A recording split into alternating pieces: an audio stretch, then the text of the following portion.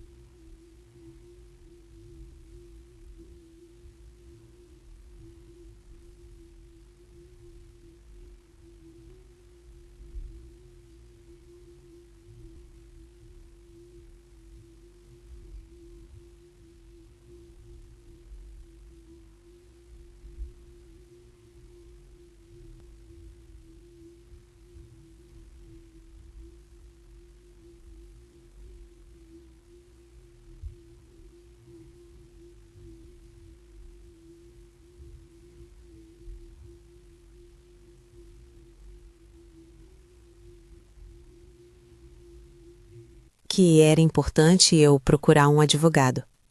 Mas ele é meu marido, eu disse. E isso não dá a ele o direito de usar sua identidade sem autorização. A senhora foi vítima de fraude, mesmo sendo dentro de casa. Foi a primeira vez que alguém falou aquilo para mim, que eu era vítima, que eu não era burra, que eu não era culpada, que eu tinha sido enganada. Eu saí do banco com um nó na garganta. Fui até uma lanchonete. Sentei, pedi um café, e aí, sozinha naquela mesa, eu chorei. Chorei tudo que eu não tinha chorado antes. Chorei de vergonha, de raiva, de tristeza, de alívio. Porque pela primeira vez eu entendi. Eu não era incapaz. Eu não era ignorante. Eu fui manipulada, durante anos, por alguém que dizia me amar. Voltei para casa decidida. Não sabia ainda o que ia fazer, mas sabia que não ia mais aceitar. Não ia mais abaixar a cabeça. Não ia mais fingir que tudo estava bem. Quando ele chegou, eu estava sentada na sala, com todos os papéis organizados na mesa. Ele olhou e já fez cara feia. De novo com isso? Eu fui no banco hoje. Ele parou. Você fez o quê? Fui no banco. Conversei com o gerente. Ele me explicou tudo. Me explicou que o que você fez é crime, que eu posso te denunciar, que eu posso entrar na justiça. Ele deu um passo para frente. Os olhos dele mudaram. Ficaram duros. Você tá louca? Você acha que vai me denunciar? Eu, seu marido, o pai dos seus filhos? Você acha que alguém vai acreditar em você? Eu não sei se vão acreditar, mas eu vou falar, porque eu não aguento mais viver com isso dentro de mim.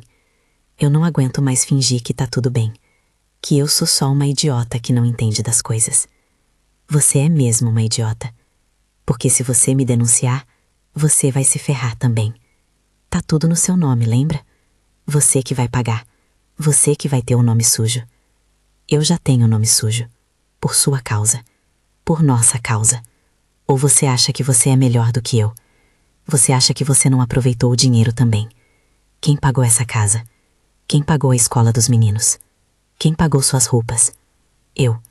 Então não vem com essa história de vítima pra cima de mim. Eu respirei fundo. Eu tinha ensaiado na minha cabeça o que ia falar, mas na hora saiu diferente. Saiu mais simples, mais verdadeiro. Eu não quero ser sua inimiga. Eu não quero te destruir. Eu só quero que você me respeite, que você me trate como igual, que você pare de me tratar como se eu fosse burra, porque eu não sou. Eu fui enganada, e isso não é a mesma coisa. Ele ficou me olhando, sem falar nada. Eu vi que ele não esperava por aquilo. Ele esperava grito, esperava choro, esperava desespero, mas não esperava firmeza. Então, o que você quer? Ele perguntou, mais baixo. Eu quero a verdade. Toda. Eu quero saber quanto deve. Eu quero saber onde foi parar o dinheiro. E eu quero que a gente resolva isso juntos. De verdade. Sem mentira. Sem joguinho. Se a gente ainda é um casal, então a gente enfrenta isso junto. Mas do jeito certo. Ele não respondeu na hora. Saiu da sala. Foi pro quarto, bateu a porta. E eu fiquei ali, sozinha, mas de pé. Nos dias seguintes ele quase não falou comigo. Dormia de costas, saía cedo, voltava tarde, evitava meu olhar. Eu também não forcei, porque eu não ia mais implorar para ser ouvida. Eu ia esperar ele decidir se queria ser honesto ou não. Até que uma noite, ele sentou do meu lado no sofá, suspirou fundo e começou a falar. Disse que tinha feito investimentos errados, que tinha confiado em gente errada, que tinha tentado recuperar o dinheiro apostando mais, que foi afundando sem perceber, que teve vergonha de me contar, que achou que conseguiria resolver sozinho. Mas por que no meu nome? Eu perguntei. Porque o meu já estava sujo, eu não conseguia mais crédito, e eu precisava de dinheiro rápido. Eu achei que ia conseguir pagar antes de você descobrir. E se não conseguisse? Ele não respondeu. Foi nesse silêncio que eu entendi tudo. Ele não tinha pensado em mim. Ele tinha pensado nele, na solução dele, no orgulho dele. Eu era só um recurso, um nome limpo, uma ferramenta. Você me usou, eu disse. Ele abaixou a cabeça. Eu estava desesperado. E eu não importava. Ele não negou. A partir patiridia, tudo mudou. Não de uma hora para outra, não com um pedido de desculpas bonito ou uma promessa vazia, mas devagar. Eu comecei a tomar conta das finanças também. Comecei a receber as contas no meu e-mail. Comecei a acompanhar cada centavo que entrava e saía. Comecei a assinar só o que eu lia. Comecei a perguntar. E a não aceitar "você não vai entender" como resposta. E sabe o que aconteceu? Eu entendi. Entendi perfeitamente. Descobri que eu sempre fui capaz. Só nunca me deixaram tentar. A dívida ainda tá aí. A gente tá pagando aos poucos. Eu entrei com um processo para tentar provar que não fui eu quem contratou alguns dos empréstimos.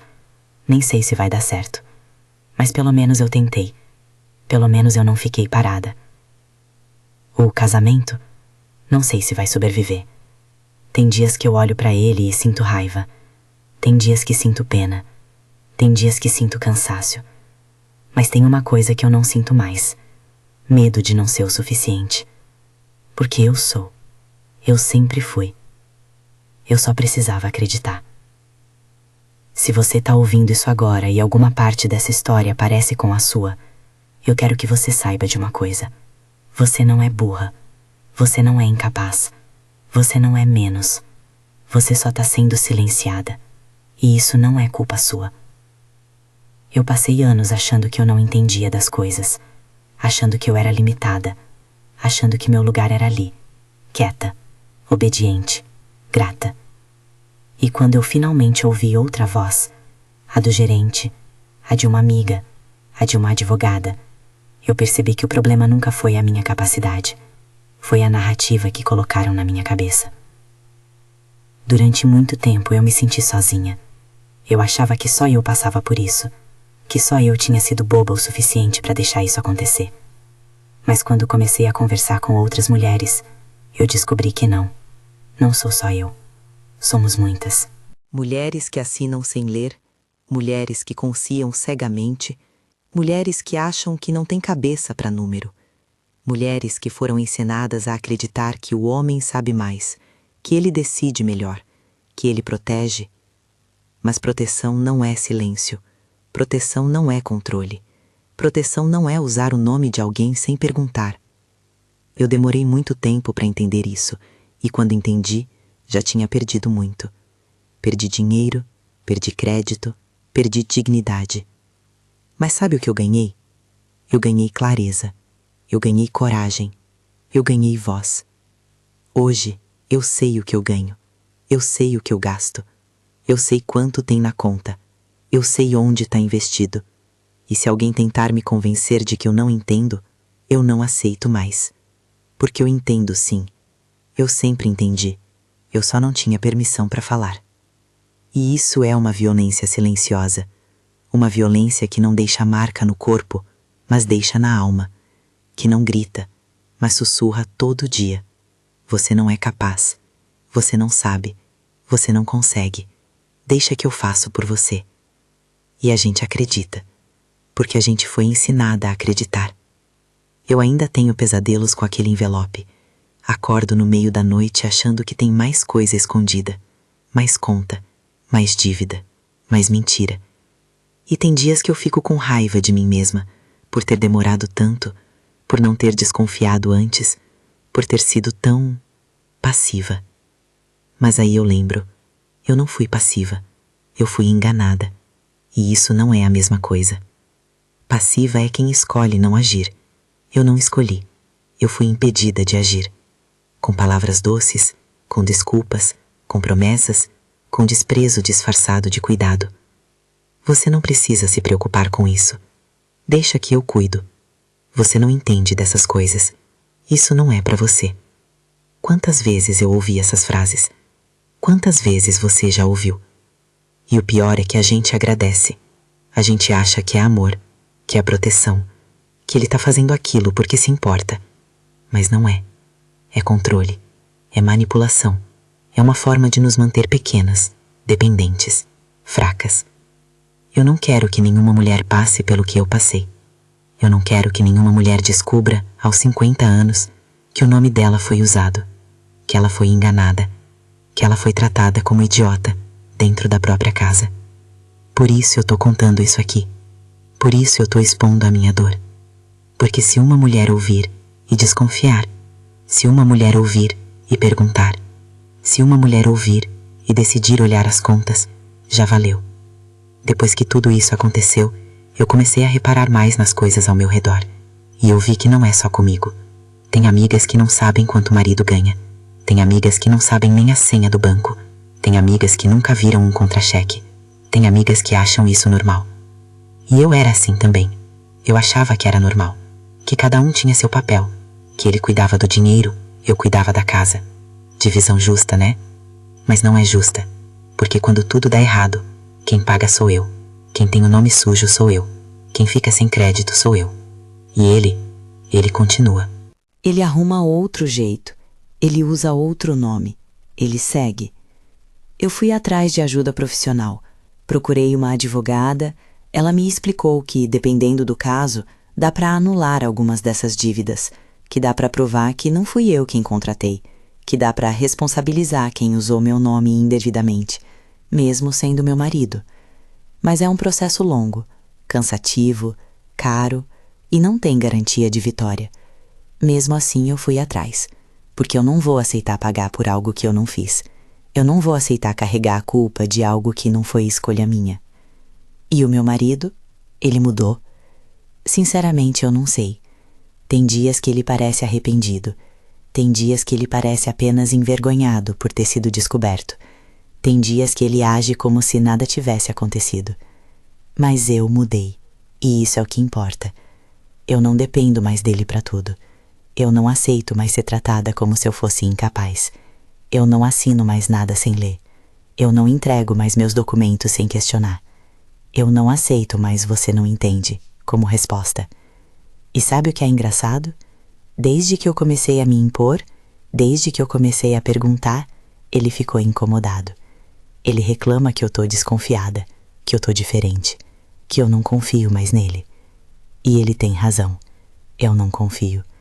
Porque confiança se constrói com verdade. E verdade é algo que ele me escondeu durante anos. Se você tá passando por algo parecido, não espera chegar onde eu cheguei. Não espera um nome sujo. Não espera a humilhação no banco. Não espera a ligação de cobrança. Pergunta agora. Olha agora. Exige transparência agora. E se ele disser que você tá sendo paranoica, que você não confia nele, que você tá exagerando, não abaixe a cabeça. Porque desconfiança não nasce do nada. Ela nasce de sinais, de mentiras, de omissões. Eu passei tanto tempo com medo de ser chata, de ser controladora, de ser insegura, que eu deixei ele fazer o que quis. E o que ele quis foi me usar. Hoje, eu prefiro ser chata e segura do que ser boazinha e ferrada. Eu também procurei uma psicóloga, porque eu percebi que isso tudo mexeu comigo de um jeito que eu não imaginava. Não era só raiva, não era só decepção. Era vergonha. Vergonha de mim mesma. Vergonha de ter sido tão cega. Vergonha de contar para alguém o que tinha acontecido. E a psicóloga me disse algo que mudou tudo. Você não tem que ter vergonha de ter confiado. Vergonha tem que ter quem abusou da confiança. Eu chorei quando ouvi isso, porque eu tinha passado tanto tempo me culpando, me xingando, me diminuindo. E eu não merecia isso. Eu merecia compaixão, inclusive de mim mesma. As sessões me ajudaram a entender que o que aconteceu comigo não foi só uma questão financeira. Foi emocional, foi psicológica, foi um tipo de violência que a gente não chama de violência, mas é. Violência não é só grito, não é só tapa, não é só ofensa. Violência é também silenciar, é desqualificar, é tratar o outro como inferior, é usar o outro como objeto. E foi isso que ele fez. Ele me usou. Hoje eu ainda moro com ele. Ainda divido a mesma casa. Mas não é mais o mesmo casamento. A gente não é mais o mesmo casal. Porque eu não sou mais a mesma mulher. Eu não sei se a gente vai continuar junto. Eu não sei se eu quero continuar junto. Eu só sei que se eu ficar, vai ser porque eu escolhi. Não porque eu não tive opção. Não porque eu tenho medo. Não porque eu acho que não consigo sozinha. Porque eu consigo. Eu sempre consegui. Eu só não sabia. Tem gente que me pergunta por que você não separou logo? Por que você ainda tá com ele? E eu entendo a pergunta, mas a resposta não é simples. Separar não é só sair de casa. Separar é reorganizar a vida inteira, é enfrentar julgamento, é lidar com a família, com os filhos, com a sociedade, é recomeçar. E recomeçar dói, assusta. Então, por enquanto, eu tô aqui, não porque eu sou fraca, mas porque eu tô me reorganizando, porque eu tô juntando forças, porque eu tô decidindo o que é melhor pra mim, e não pro orgulho de ninguém. E se um dia eu decidir ir embora, não vai ser num momento de desespero, vai ser numa escolha consciente, porque eu mereço isso, eu mereço escolher. Eu queria poder dizer que tudo se resolveu, que ele pediu desculpas de verdade, que a gente quitou a dívida, que hoje a gente é um exemplo de superação, mas não é assim. A vida real é mais bagunçada, mais incerta, mais lenta. Mas tem uma coisa que eu posso dizer com toda certeza. Eu não sou mais aquela mulher que encontrou o envelope e tremeu de medo. Eu não sou mais aquela que aceitava qualquer explicação porque tinha medo de questionar. Eu não sou mais aquela que achava que não entendia das coisas. Eu entendo. Eu sempre entendi. Eu só precisava de espaço para isso. Se você tá ouvindo essa história e se identificando, eu quero te dizer, você não tá sozinha e você não é culpada. Não importa quantas vezes te disseram que você não entende, que você não sabe, que você não é boa com essas coisas. Isso não é verdade. Você só foi impedida de aprender. Você só foi afastada das decisões. Você só foi silenciada. Mas isso não diz nada sobre você. Diz sobre quem fez isso com você. E se hoje, agora, você decidir mudar, se você decidir perguntar, se você decidir olhar as contas, se você decidir não aceitar mais ser tratada como incapaz, saiba que você não tá exagerando. Você tá se defendendo. Você tá se respeitando. E isso não é egoísmo. É sobrevivência. Eu queria ter ouvido uma história como essa antes. Queria ter desconfiado antes. Queria ter tido coragem de perguntar antes. Mas não tive. E tudo bem. Porque o importante não é quando você acorda. É que você acorda. Eu acordei. Tarde, machucada, endividada. Mas acordei. E hoje eu olho no espelho e vejo uma mulher diferente. Uma mulher que não pede permissão para entender. Uma mulher que não aceita ser diminuída. Uma mulher que sabe o próprio valor. E esse valor não tá no nome limpo. Não tá na conta bancária. Não tá no que os outros acham. Tá em mim. Na minha dignidade. No meu respeito próprio. Na minha capacidade de me levantar, mesmo quando tudo diz que eu não consigo. Se tem uma coisa que eu aprendi com tudo isso, é que ninguém pode te dar valor. Você que tem que saber que você tem. E quando você sabe, ninguém consegue tirar. Nem com dívida, nem com mentira, nem com manipulação. Porque você é maior que isso. Você sempre foi. Eu mereço respeito. Você merece respeito. A gente merece ser tratada como igual, como capaz, como inteligente. Não é pedir muito, é pedir um mínimo. E se alguém não consegue te dar um mínimo, talvez esse alguém não mereça te ter. Essa é a minha história. E se ela tocou você de alguma forma, compartilha. Não por mim, mas por aquela mulher que ainda tá achando que é só ela, que ainda tá com vergonha, que ainda tá em silêncio. Porque a gente só muda o que a gente consegue nomear. E nomear a dor já é o primeiro passo para curar. Eu voltei a morar sozinha depois de 3 meses na casa da minha irmã. Não voltei para a casa que era nossa. Aluguei um apartamento pequeno. 2 quartos, sala, cozinha. Nada muito grande. Mas era meu, só meu, e isso fazia toda a diferença. No começo, o silêncio me assustava. Eu não estava acostumada. Passei tanto tempo ouvindo a televisão ligada na sala, o barulho das chaves dele na porta, o som dos passos dele no corredor. Tanto tempo vivendo em função de outra pessoa. E de repente, era só eu e o silêncio. Tinha noites que eu não conseguia dormir. Ficava olhando para o teto pensando em tudo o que tinha acontecido. Repassando as cenas na cabeça.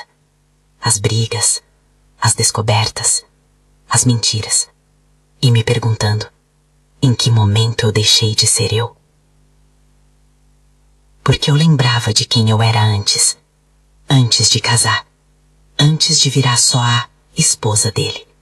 Eu era uma menina cheia de sonhos. Queria estudar, queria viajar, queria conhecer o mundo.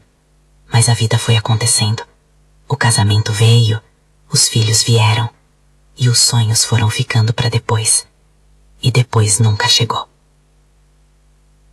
Eu fui me apagando aos poucos, sem perceber. Deixei de ter opinião, deixei de ter vontade própria, deixei de existir como indivíduo. Virei só uma extensão dele. A mulher do fulano, a mãe dos meninos, a dona da casa. E quando eu descobri as dívidas, quando eu descobri que ele tinha me usado, não foi só a confiança que quebrou, foi a imagem que eu tinha de mim mesma. Porque se eu tinha deixado aquilo acontecer, o que isso dizia sobre mim? Foi numa sessão com a psicóloga que eu comecei a entender melhor. Comecei a fazer terapia 2 meses depois de sair de casa. No começo eu tinha vergonha. Achava que era coisa de gente louca. Mas minha irmã insistiu. Disse que eu precisava. E ela tinha razão. A psicóloga, a doutora Mariana, me fez perguntas que ninguém nunca tinha feito. Me fez olhar para lugares dentro de mim que eu nem sabia que existiam. Numa das sessões, ela perguntou: quando foi a última vez que você fez algo só pra você? Algo que você queria, sem pensar se ele ia gostar ou não.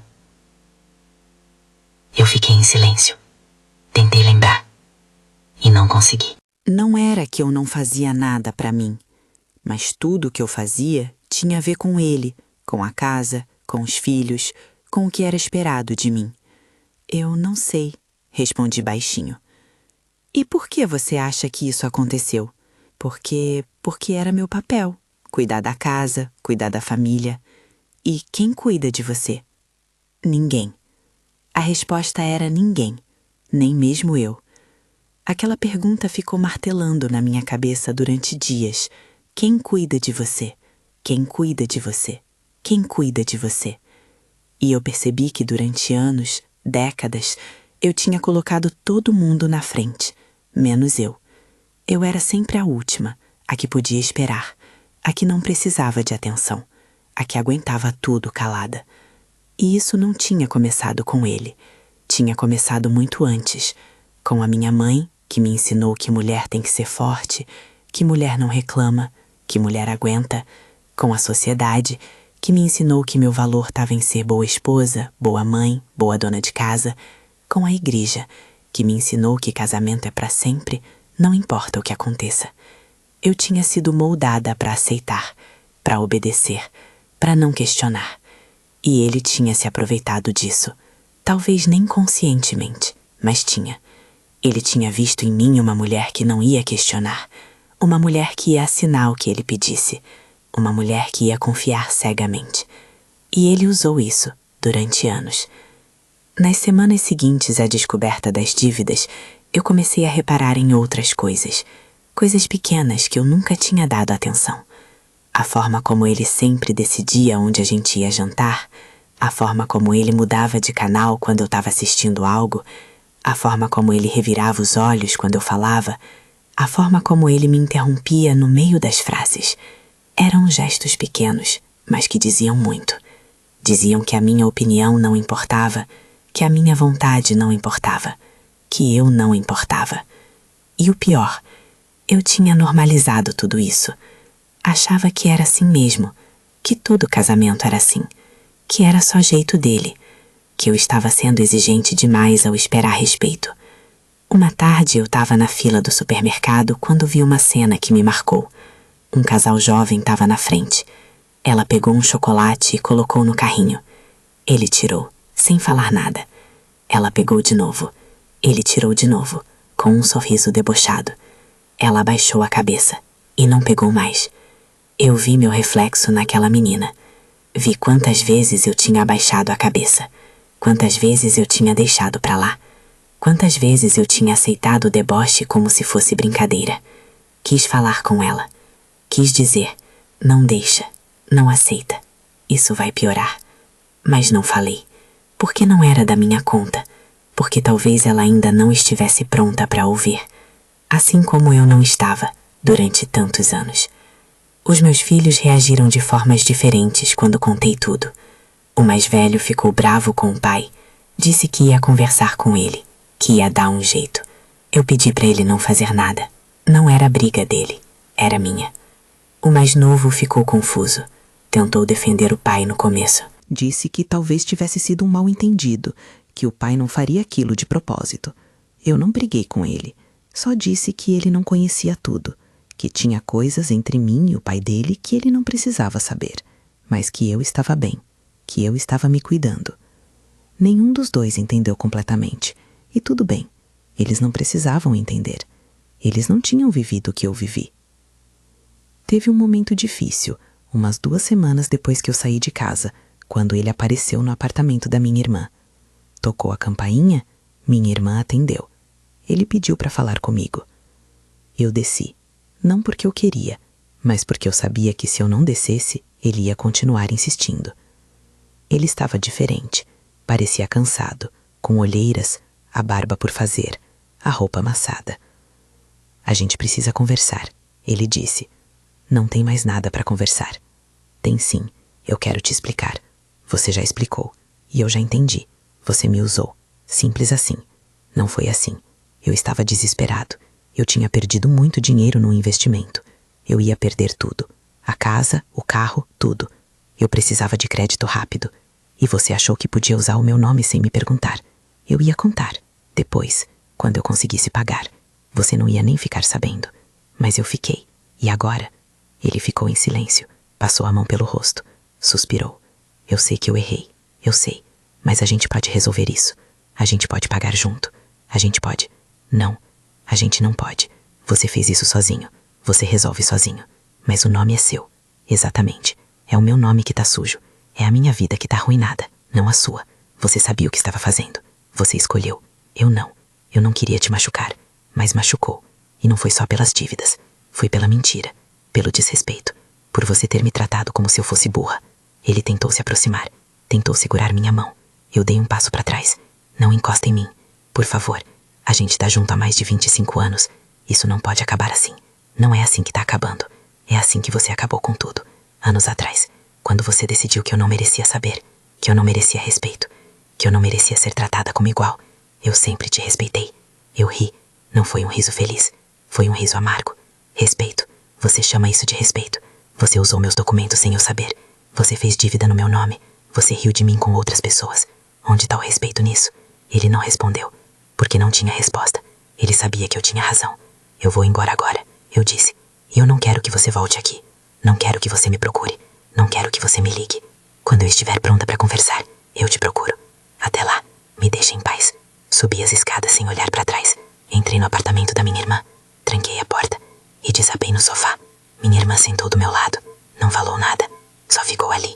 Às vezes, a gente não precisa de palavras. A gente só precisa de presença. Foi naquele momento que eu percebi o quanto eu tinha sorte de ter ela. E o quanto eu tinha me afastado das pessoas que me amavam de verdade por causa dele. Porque ele não gostava que eu saísse muito. Não gostava que eu ficasse horas no telefone.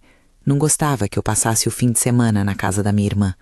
Ele sempre dizia que era porque ele sentia minha falta, que ele queria ficar comigo. Mas não era isso. Era controle. Era isolamento. Era uma forma de me manter dependente, de me manter sozinha. E eu tinha caído nessa. Tinha me afastado, tinha deixado amizades morrerem, tinha deixado de ver minha família com frequência. Tudo por ele. E agora que eu estava longe, eu via o quanto aquilo tinha sido doentio. Uma semana depois daquela conversa, eu fui até a casa. Ele não estava. Tinha avisado pelo celular que ia sair para eu poder pegar minhas coisas. Entrei devagar, como se estivesse invadindo. Mas era minha casa também. Ou pelo menos tinha sido. Tudo estava do jeito que eu tinha deixado.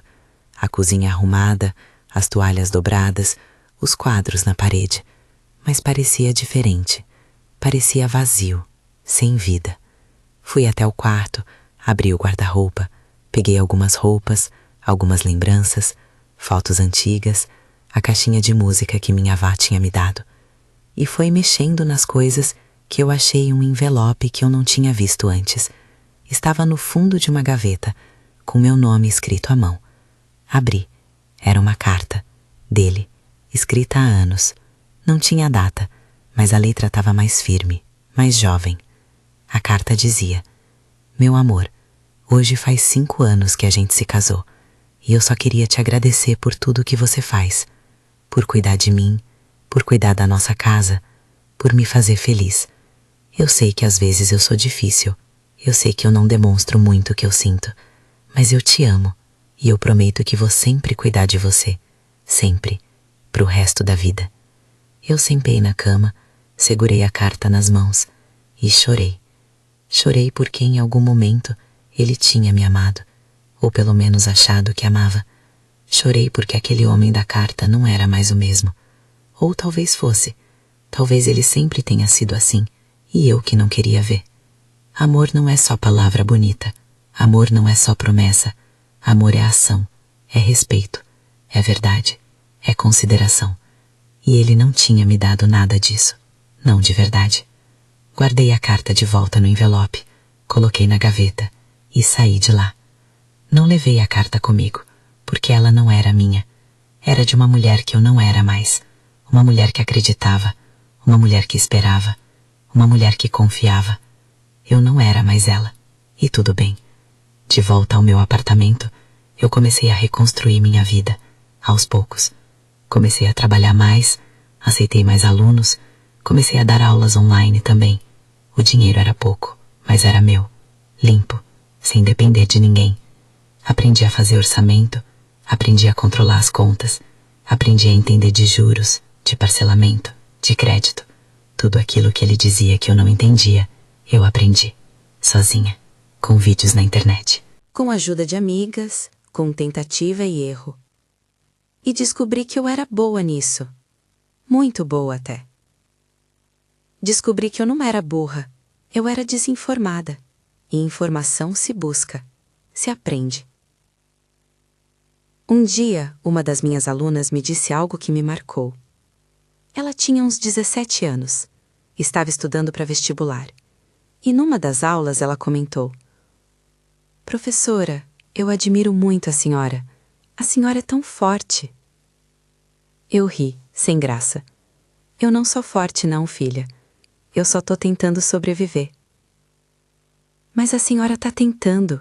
Isso já é muita coisa. Minha mãe passou por algo parecido, mas ela nunca teve coragem de sair.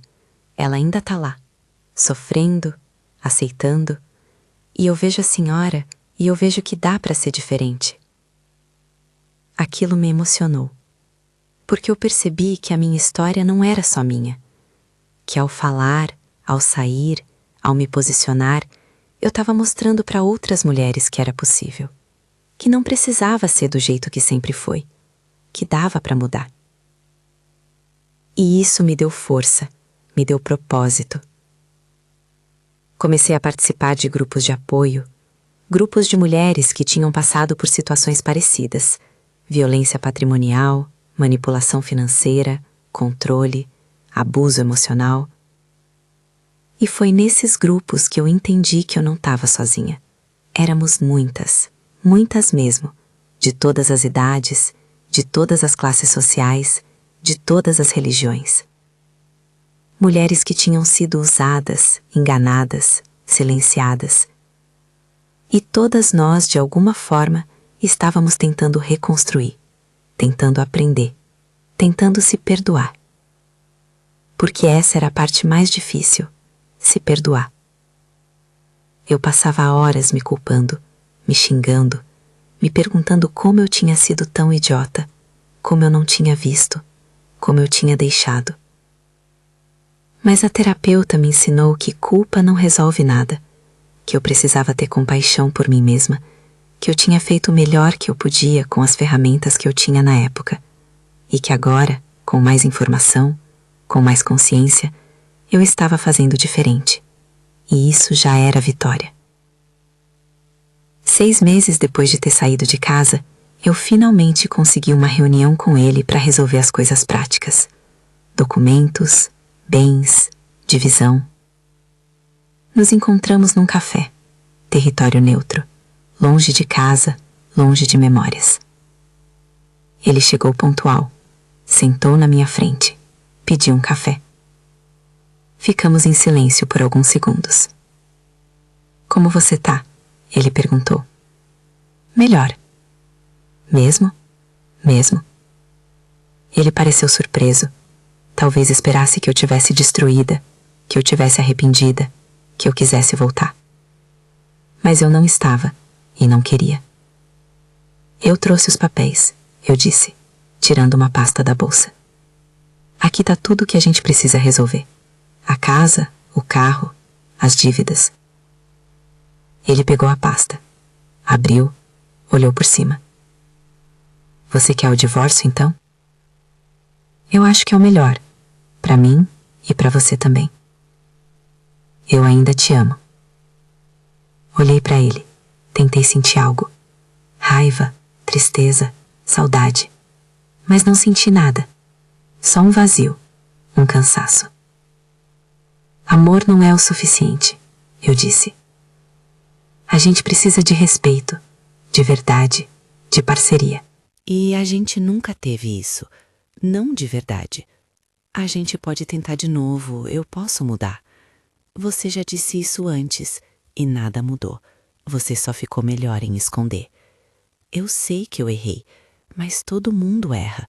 A gente não pode... Não, a gente não pode. Porque não é só sobre o erro, é sobre a escolha que você fez, durante anos, de me tratar como inferior, de me usar, de rir de mim. Ele abaixou a cabeça. Eu nunca ri de você. Riu sim, eu vi os e-mails, eu vi as mensagens, eu sei o que você falava de mim. Ele não negou, porque não tinha como negar. Eu estava errado, eu sei. E isso não basta. Porque o arrependimento não apaga o que foi feito, não devolve o que foi tirado de mim, não me devolve os anos que eu perdi. Ele ficou em silêncio, e foi nesse silêncio que eu percebi. Ele não ia mudar. Talvez até quisesse, mas não ia, porque mudar exige encarar quem você é de verdade, e ele não estava pronto para isso.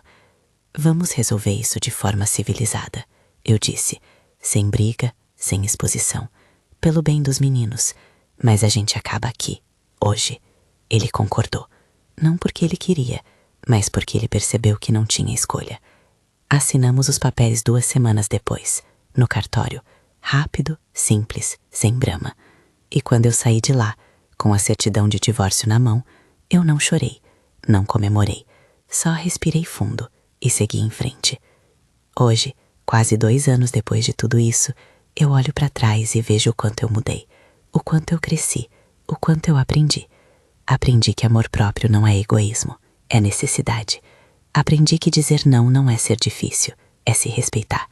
Aprendi que pedir ajuda não é fraqueza, é coragem. Aprendi que eu sou capaz, sempre fui, só precisava acreditar. Ainda tenho dívidas para pagar, ainda tenho processos na justiça, ainda tenho dias difíceis, mas eu tenho algo que eu não tinha antes. Eu tenho paz. Paz de saber que eu fiz a coisa certa, que eu me defendi, que eu não aceitei menos do que eu merecia. E isso nenhuma dívida tira de mim. Se você tá ouvindo essa história e ainda tá em dúvida, ainda tá com medo, ainda tá pensando, mas e se? Eu quero te dizer uma coisa, o medo é normal, a dúvida é normal, mas você não pode deixar que eles te paralisem. Você merece mais, muito mais. Você merece ser ouvida, ser respeitada, ser tratada como igual, ser valorizada. E se a pessoa que está do seu lado não consegue te dar isso, talvez seja a hora de repensar se você quer continuar ao lado dela. Não é sobre desistir, não é sobre ser vingativa, não é sobre ser egoísta. É sobre se amar, se proteger, se priorizar. E isso não é errado, nunca foi. Eu mereço respeito, você merece respeito, toda mulher merece. E quando a gente entende isso, de verdade, tudo muda. Não do dia pra noite, não sem dor, não sem luta, mas muda. E vale a pena, cada lágrima, cada noite em claro, cada dia difícil. Porque no final, você se encontra. E se encontrar é o maior presente que você pode se dar. Essa é a minha história. E eu conto ela para você não se sentir sozinha, para você saber que tem saída, para você saber que você é capaz, porque você é, sempre foi. Só precisa acreditar.